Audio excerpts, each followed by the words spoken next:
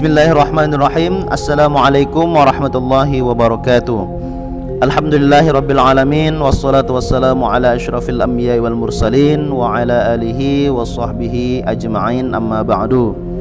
Apa kabar anak-anak yang ada di rumah? Semoga Allah senantiasa memberikan kesehatan kepada kita sehingga kita tetap lancar dalam beraktivitas belajar dan lain-lain. Semoga kita selalu berdoa kepada Allah Subhanahu wa taala pandemi Covid-19 ini segera dilenyapkan oleh Allah Subhanahu wa taala. Amin amin ya rabbal alamin. Baiklah anak-anak, kemarin anak-anak telah menyelesaikan penilaian akhir semester. Sekarang kita lanjutkan pelajaran kita ya, semester yang kedua, yaitu tentang kisah Nabi Muhammad sallallahu alaihi wasallam, yaitu di anak-anak buka bukunya pelajaran 6 ya. Silakan dibuka bukunya. Mungkin anak-anak sudah sering mendengar tentang cerita Nabi Muhammad ya. Sekarang Bapak akan menerangkan atau menceritakannya kembali. Baiklah, sebelum kita memasuki materi pembelajaran tentang Nabi Muhammad sallallahu alaihi wasallam, kita harus mengetahui tujuan pembelajaran kita pada hari ini. Yang pertama yaitu mengetahui kisah keteladanan Nabi Muhammad sallallahu alaihi wasallam. Yang kedua menceritakan kisah keteladanan Nabi Muhammad sallallahu alaihi wasallam. Yang ketiga memiliki sikap siddiq, amanah, tabligh dan fatonah sebagai implementasi dari kisah keteladanan Nabi Muhammad sallallahu alaihi wasallam. Baiklah, langsung saja kita masuk materi pelajaran pada hari ini, yaitu bab 6 tentang Nabi Muhammad sallallahu alaihi wasallam. Baiklah, kita bahas dari kelahiran Nabi Muhammad ya. Nabi Muhammad itu anak-anak sudah tahu, yaitu lahir di kota Mekkah ya. Nabi Muhammad ini lahir pada hari Senin tanggal 12 Rabiul Awal tahun Gajah, yaitu tanggal 20 April tahun 571 Masehi ya. Dihafal, dicatat ya. Kemudian ayahnya itu adalah Abdullah bin Abdul Muthalib. Ibunya bernama Aminah Az-Zuhriyah. Nabi Muhammad ini ketika lahir dalam keadaan yatim, yaitu ayahnya sudah tidak ada lagi atau meninggal. Ya, meninggalnya pada saat Nabi Muhammad SAW berusia 3 bulan di dalam kandungannya ibunya, yaitu ibunya siapa? Aminah Az-Zuhriyah. Baiklah, masih tentang kelahiran ya. Nabi Muhammad ini ya diberi nama oleh kakeknya ya, Abdul Muthalib, yang artinya yang terpuji. Muhammad itu artinya yang terpuji. Tahun kelahiran Nabi Muhammad SAW dinamakan tahun gajah ya, karena sebelum kelahirannya kota Mekah itu diserbu pasukan bergajah yang dipimpin oleh Abraha, seorang panglima perang dari kerajaan Habsyi ya, yang akan menghancurkan Ka'bah pada saat itu.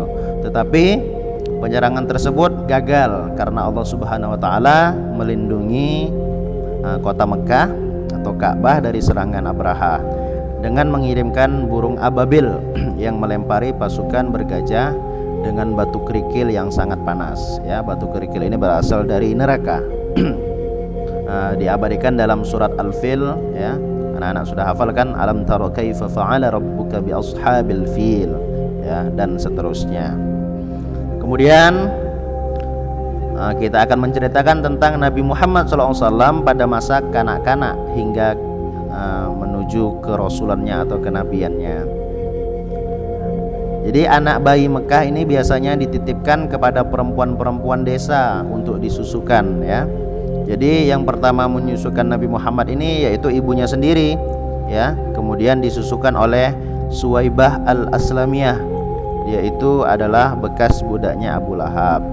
Lalu terakhir disusukan oleh Halimah binti Abu Du'aib As-Sa'diyah ya, yang sama-sama kita kenal dengan sebutan Halimatus Sa'diyah Nah, inilah yang paling lama menyusukan Nabi Muhammad Shallallahu Alaihi Wasallam. Kemudian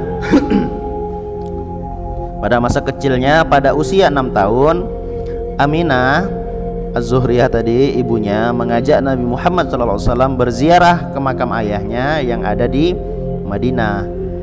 Ketika pulang ke Mekah, di tengah perjalanan tidak jauh dari Madinah yang disebut dengan Abwa, ya, di Abwa ini Aminah jatuh sakit, kemudian meninggal dunia.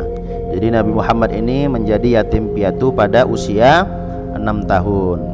Setelah ibunya meninggal, ya, Nabi Muhammad ini diasuh oleh kakeknya Abdul Muthalib, tetapi hanya berlangsung selama 2 tahun karena pada usia Nabi Muhammad 8 tahun kakeknya juga meninggal dunia. Kemudian pada usia 8 tahun Nabi Muhammad diasuh oleh pamannya, yaitu Abu Thalib. Ya, Abu Thalib ini pamannya atau adik dari Abdullah, ya. Abu Thalib ini adalah seorang pedagang yang sehari-hari berdagang ke negeri Syam atau Syria.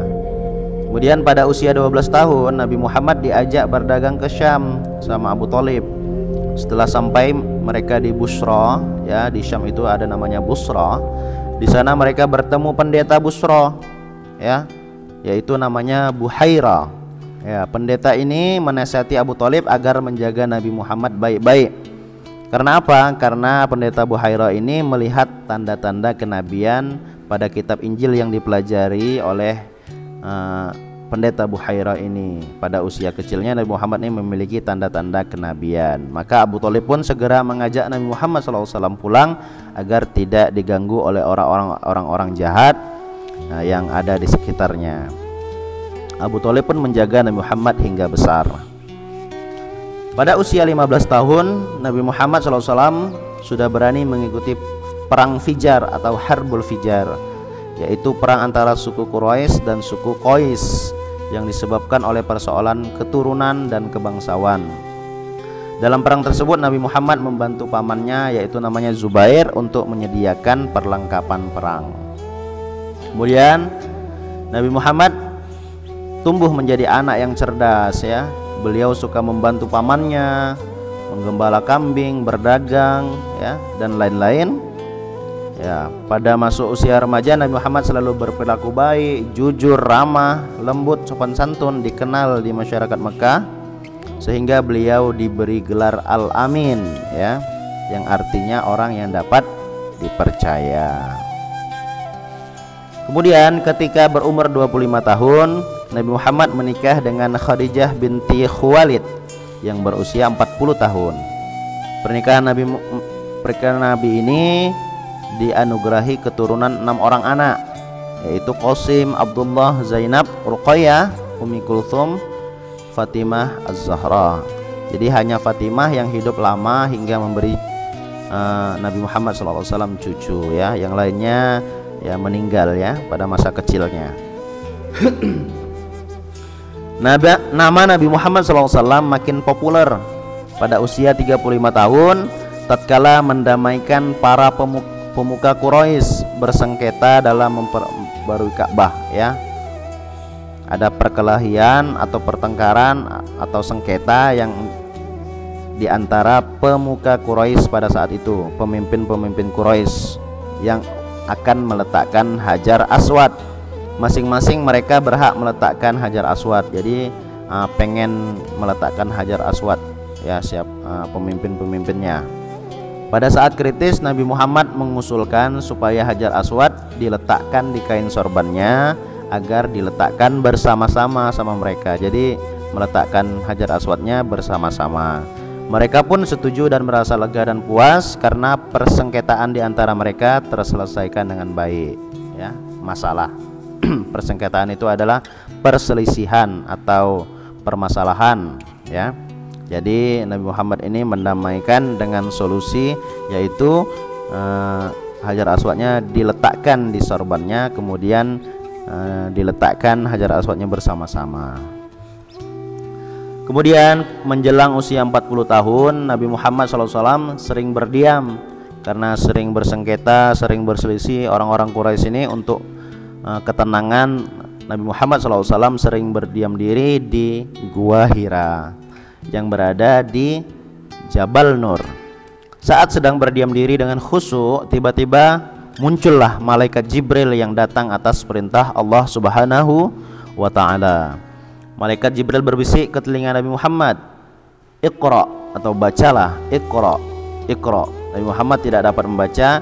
Setelah sampai 3 kali malaikat Jibril mengatakan Iqra ya Muhammad. Ya, malaikat Jibril berbisik, barulah Nabi Muhammad SAW mengikuti yang dibaca oleh malaikat Jibril. Jadi Nabi Muhammad ini tidak dapat membaca teks, ya, tidak bisa membaca teks, tetapi bisa menghafal seluruh Al-Quran, ya, karena kecerdasannya Nabi Muhammad SAW. Kemudian bacaan yang dibaca malaikat Jibril ini adalah surat Al-Alaq ayat 1 sampai 5. Iqra bismi rabbikal ladzi khalaq, khalaqal insana min 'alaq. Iqra wa rabbukal akram alladzi 'allama bil qalam, 'allamal insana ma lam ya'lam. Ya, ayat 1 sampai 5 adalah wahyu yang pertama diturunkan oleh Allah melalui malaikat Jibril kepada Nabi Muhammad SAW. Jadi setelah membaca surat Al-Alaq dibantu oleh malaikat Jibril dengan datangnya wahyu dari Allah, yang disampaikan malaikat Jibril tersebut menandakan bahwa Nabi Muhammad SAW diangkat menjadi rasul terakhir bagi umat manusia, sah, ya, dalam usia 40 tahun. Jadi berapa usia Nabi Muhammad diangkat menjadi rasul? Yaitu pada usia 40 tahun, pada saat wahyu pertama kali turun di Gua Hira. Kemudian Nabi Muhammad membaca surat Al-Alaq ini berkali-kali dengan hati yang bergetar, ya. Kemudian dia pulang dari Gua Hira, beliau meminta istrinya untuk menyelimuti dirinya. Tubuh beliau menggigil. Jadi Siti Khadijahnya menyelimuti beliau yang tiba-tiba aneh dan perasaan khawatir atas kondisi suaminya. Setelah membaik, Nabi Muhammad menceritakan hal yang dialaminya di Gua Hira. Keesokan harinya, Khadijah mengajak Nabi Muhammad menemui Waraqah bin Naufal. Nah, ini adalah sepupu dari Siti Khadijah yang mengetahui perihal turunnya Nabi terakhir dan memahami kitab-kitab terdahulu, ya, kitab-kitab orang Yahudi, Nasrani dan lain-lain, ya, yang diajarkan Nabi Musa, yang diajarkan Nabi Isa dan lain-lain. Beliau ini adalah Waraqah bin Naufal yang mengerti ajaran-ajaran Nabi sebelumnya. Jadi setelah mendengar cerita yang dialami oleh Nabi Muhammad, Waraqah pun mengatakan kepada Khadijah bahwa suaminya atau Nabi Muhammad merupakan orang yang telah dipilih oleh Allah untuk menjadi Nabi yang terakhir, Khatamul Anbiya, yaitu penutup para Nabi. Sejak kejadian di Gua Hira, wahyu turun berangsur-angsur selama 23 tahun, tepatnya 22 tahun, 2 bulan dan 22 hari. Wahyu tersebut kemudian dikumpulkan menjadi mushaf yang dinamakan Al-Quran, yang dijadikan pedoman hidup umat Islam sampai sekarang ini, ya. Itu adalah secara ringkas tentang cerita Nabi Muhammad. Sebenarnya masih panjang perjalanan Nabi Muhammad ini sampai dia meninggal dunia pada usia 63 tahun. Baiklah anak-anak, dari cerita Nabi Muhammad tadi kita bisa simpulkan bahwa Nabi Muhammad itu adalah sebagai uswatun hasanah, yaitu suri teladan. Apa itu suri teladan? Suri teladan itu adalah seluruh yang patut kita contoh, ya. Artinya seluruh kehidupan Nabi Muhammad itu layak kita tiru dan kita ikuti, karena semuanya mengandung kebaikan akhlak yang mulia. Karena Nabi Muhammad itu diutus untuk membenarkan akhlak, ya. Apa saja 4 sifat yang kita harus ikuti dari Nabi Muhammad SAW? Yang pertama yaitu siddiq. Nabi Muhammad ini terkenal dengan jujur atau benar, ya, menyampaikan sesuatu itu dengan faktanya, ya, tidak bohong, tidak pernah dusta, ya. Nabi itu tidak pernah dusta. Semua yang diucapkannya itu jujur, ya, benar adanya, itu datangnya dari Allah Subhanahu wa taala. Kemudian Yang kedua yaitu amanah, ya. Amanah itu artinya dapat dipercaya, ya. Nabi Muhammad ini tidak pernah berkhianat, ya. Lawan dari amanah ini khianat, ya, tidak dapat dipercaya. Amanah selalu menyampaikan kebenaran. Kemudian tabligh. Tabligh itu artinya menyampaikan wahyu sesuai apa yang diterimanya. Kalau yang diterimanya 2, berarti yang disampaikan 2, jangan 3, tidak dibuat-buat, ya. Kemudian fatonah. Fatonah ini artinya cerdas. Nabi Muhammad ini cerdas, sejak kecil saja sudah bisa mendamaikan, ya. Ketika usia sebelum Nabi sudah mendamaikan orang-orang yang hebat, orang-orang besar, orang-orang Quraisy, ya. Kemudian ketika dibisikkan malaikat Jibril tentang semua Al-Quran, Nabi Muhammad dapat menghafalnya karena beliau ini adalah cerdas. Jadi keempat sifat ini wajib kita ikuti dalam kehidupan sehari-hari. Harus jujur, harus dapat dipercaya, harus menyampaikan sesuatu dengan benar, kemudian harus cerdas dengan cara belajar terus-menerus, ya. Tidak ada orang yang cerdas kalau tidak belajar, ya. Kemudian baiklah anak-anak, kita akan menjawab soal bersama-sama, ya. Yang nomor 1, ya. Menjelang kelahiran Nabi Muhammad, kota Mekah dikejutkan oleh kedatangan pasukan bergajah yang dipimpin oleh, jawabannya adalah C. Abraha. Nomor 2, Nabi Muhammad lahir pada, yang jawabannya adalah A. Senin 12 Rabiul Awal tahun gajah. Nomor 3, ayah Nabi Muhammad adalah Abdullah, C, ya. Nomor 4, yang paling lama menyusui Nabi Muhammad SAW adalah C. Halimah As-Sa'diyah, Halimatus Sa'diyah. Nomor 5, ibunda Nabi Muhammad dimakamkan di, jawabannya D. Abwa. Nomor 6, saat terjadi perang Fijr, Nabi Muhammad mendapat tugas sebagai, jawabannya B. penyedia perlengkapan perang. Nomor 7, Nabi Muhammad mendapat petunjuk Allah berupa kitab, jawabannya D. Al-Quran. Nomor 8, Nabi Muhammad diangkat menjadi Nabi dan Rasul ketika berumur, jawabannya A. 40 tahun. Nomor 9, yang dimaksud uswatun hasanah adalah, jawabannya D. teladan yang baik. Nomor 10, Nabi Muhammad membawa ajaran agama apa? D. C, ya, Islam. Nomor 10, ajaran agama Islam. Selanjutnya nomor bagian B, nomor 1, semua perkataan dan perbuatan Nabi Muhammad dapat dipercaya. Nabi Muhammad memiliki sifat dapat dipercaya apa? Amanah. Nomor 2, titik-titik artinya suri teladan, jawabannya uswatun hasanah. Nomor 3, Nabi Muhammad mempunyai sifat titik-titik yang berarti menyampaikan, jawabannya tabligh. Nomor 4, titik-titik adalah sifat yang dimiliki Nabi Muhammad yang artinya cerdas, fatonah. Nomor 5, titik-titik artinya benar atau tidak bohong, jawabannya nomor 5, siddiq.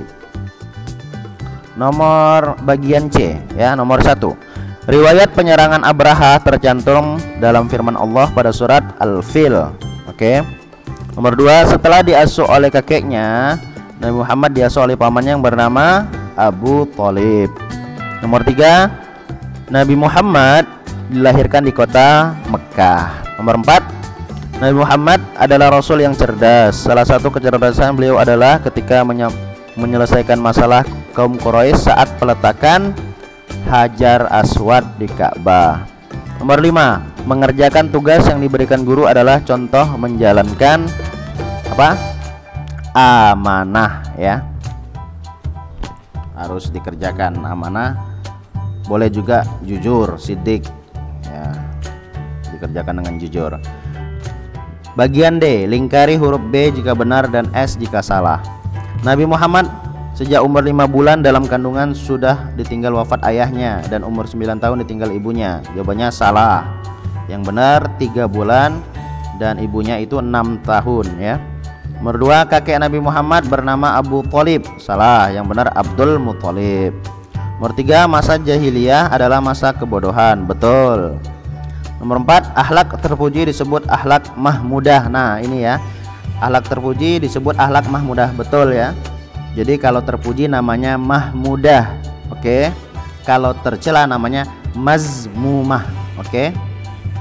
Kalau terpuji mahmudah, kalau tercela mazmumah. Nabi Muhammad ini memiliki sifat-sifat mahmudah atau terpuji. Nomor 5, al-amin artinya yang terpercaya. Betul. Jadi anak-anak tugas anak-anak di rumah adalah menjawab soal bagian E ya, yang bagian E nya saja, karena bagian A sampai D telah kita kerjakan bersama-sama. Anak-anak kerjakannya di buku tulis. Baiklah, sekian video pelajaran kali ini, pelajaran yang ke-6 tentang cerita Nabi Muhammad. Terima kasih, mohon maaf apabila ada kekurangan. Sampai jumpa pada video selanjutnya. Assalamualaikum warahmatullahi wabarakatuh.